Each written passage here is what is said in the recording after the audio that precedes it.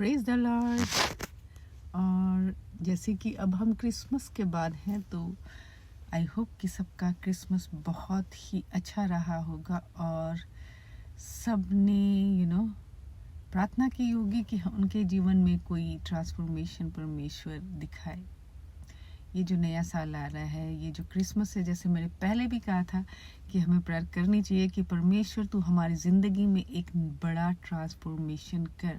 जब हम मांगते हैं तो हम पाते हैं।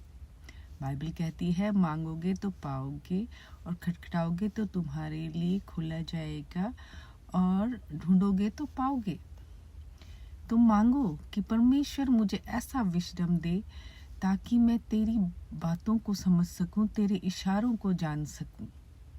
जब हम मांगते हैं तो हमें मिलता है, क्योंकि उसका वचन, उसके वादे हैं हमारे लिए जो उसने हमसे किए हैं, राइट।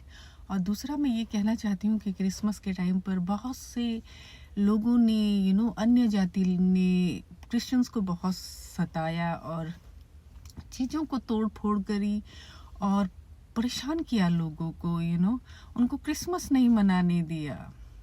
मुझे सच में बताऊं तो ऐसे लोगों पर गुस्सा कम और तरस ज़्यादा आता है, क्योंकि हमारा जो परमेश्वर है वो बदला लेने वाला परमेश्वर है।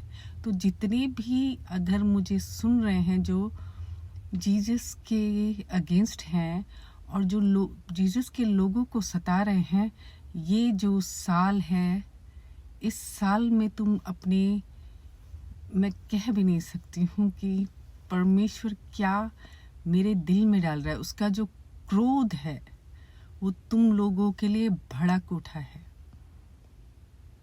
और अब तुम देखना कि तुम्हारे साथ क्या होता है।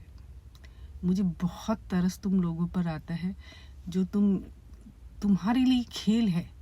तुम जैसे अपने ईश्वर के बारे में सोचते हो, वैसे ही तुम परमेश्वर के बारे में सोच रहे हो, जो सच में सृष्टि करता है, जिसने अपने विजन के थ्रू, अपने ड्रीम के थ्रू अपनी आत्मा उड़ेल करके लोगों को अपने पास लाया है और बहुत से आश्चर्य कर्म दिखाए हैं।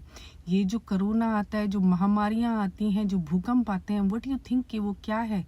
वो परमेश्वर का क्रोध है और तुम वही काम कर रहे हो। और बाइबल हमें बताती है कि आगे क्या क्या होने वाला है, और उसमें लिखा है कि जब अंत के दिन शुरू होंगे तो तुम वर्ड्स ही सुनोगे।